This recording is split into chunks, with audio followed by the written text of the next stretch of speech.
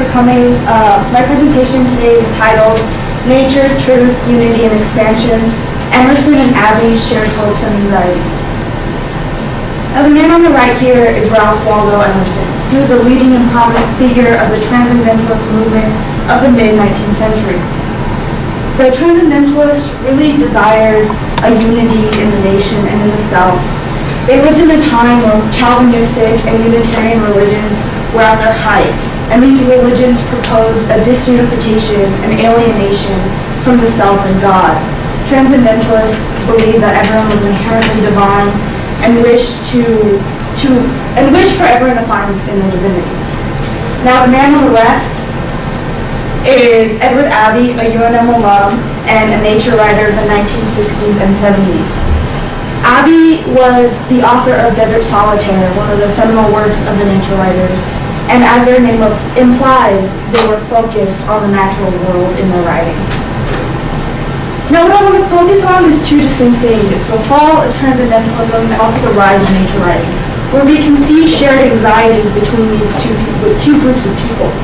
For Transcendentalism, one of the major things happening during their time was the Mexican-American War of 1848.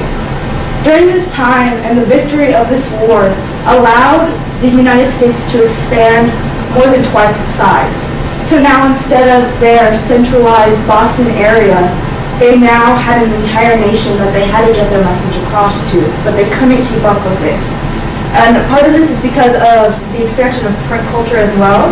As I said, they were centralized to the Boston area, but with the expansion of the land, publishing houses began to pop up in cities like Philadelphia and Charleston, and sensational literature was beginning to be published where these stories had a focus on the body instead of the mind as the Transcendentalists desired.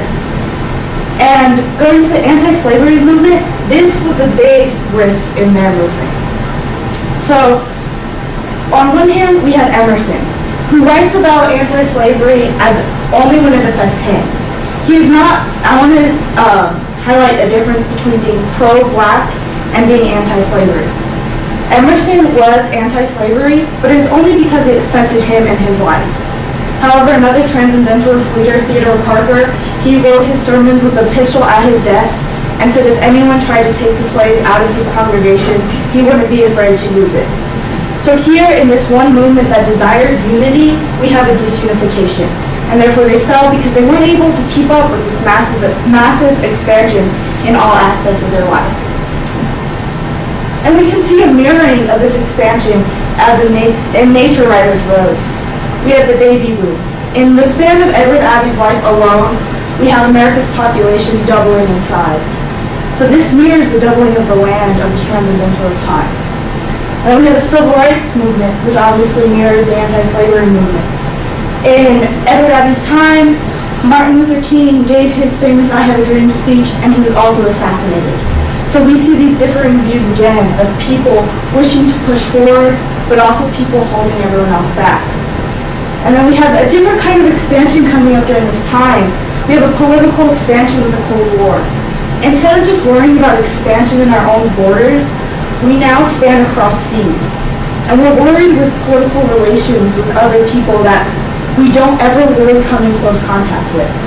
And even to push that further, we have expansion into space with the space race. This new frontier opened so many anxieties for a culture that wanted just to be grounded in their land. And that's what the nature writers really did. So through these shared anxieties, what also pop up are three major shared ideals. We have truth, unity, and nature. Now, nature seems obvious for nature writers. They're going to go into nature and write about trees and mountains and all this stuff. But for Transcendentalists, it may seem a little unusual for someone so concerned with inherent divinity and unity to want to go into nature. But one of Emerson's most famous essays is titled Nature, and in it, he details how nature is the first step to finding this inherent divinity. That we must go through nature, a place that is unmediated by man-made institutions or man-made buildings or concrete and any of this, to find truth.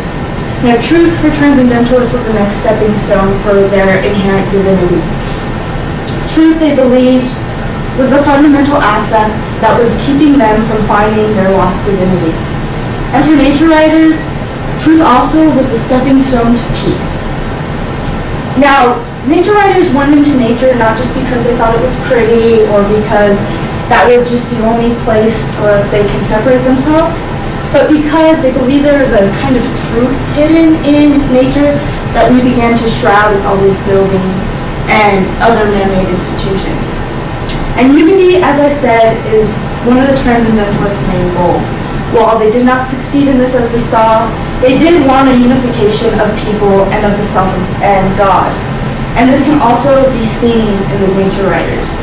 So Edward Abbey's Desert Solitaire, in it he details the industrialization of the Arches National Monument in Utah, and all the roads being built and all this construction happening. And there's a passage in there where he discusses a scene of a dystopian fall down where the nature overpowers the man-made institutions. So it's a desolate scene, and there's a person walking through it who sees these dams and these buildings covered by dirt and dust. And this person is described as a blue-eyed Navajo Bedouin. Now these are three distinct races that even today we have a hard time picturing being unified. But Abbey was able to see that this extreme unification of the bodies of humans is the only thing to survive with nature, and the only thing that will last in time. So what does this all mean for us? Why should we care if Emerson and Parker and all these old dead white guys wrote about nature and truth and unity? Well, this is a perfect example. This is Patagonia Sin Represas, one of the many protests happening during this time. For those of you who don't know, Sin Represas means without dams. The Chilean government proposed a hydroelectric dam to be placed on their river. And these people came out in swarms to protest this. These people who are just what we would look at as low-life farmers or just even children, and these families came out with signs and they came out with their voices to voice against this industrialization. They saw that in the nature, in the river, in the mountains, they could find the truth. And they unified together and fought back against the government, against the big hand that was holding them down, and were able to come together and eventually win the fight. In 2014, the Chilean government withdrew their proposal for the hydroelectric dam, and these people won. So these people are now able to walk along the river without seeing any buildings. And these people are able to find that truth and that unity that both the Transcendentalists and the nature writers saw. So I just want to leave you with one thing that Edward Abbey said, and that is stand for what you stand on. Thank you.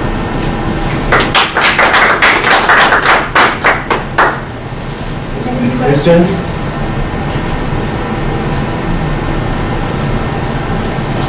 So how do you see the global warming? Global warming? Yes. Yeah, I think that's, our fault. But I think we've come to want so much out of our own production and our own selves that we don't see the effects it's having, and the fact that we can't just keep producing and producing and producing, because soon we'll lose the resources that we just kept using up because we're just destroying the land we're working on. So with the writers of these movements, in the modern day, do you see their work as more a vehicle for communicating a connection with nature? Because obviously, reading the literature is not the same as being in nature. It's not the same as walking around it.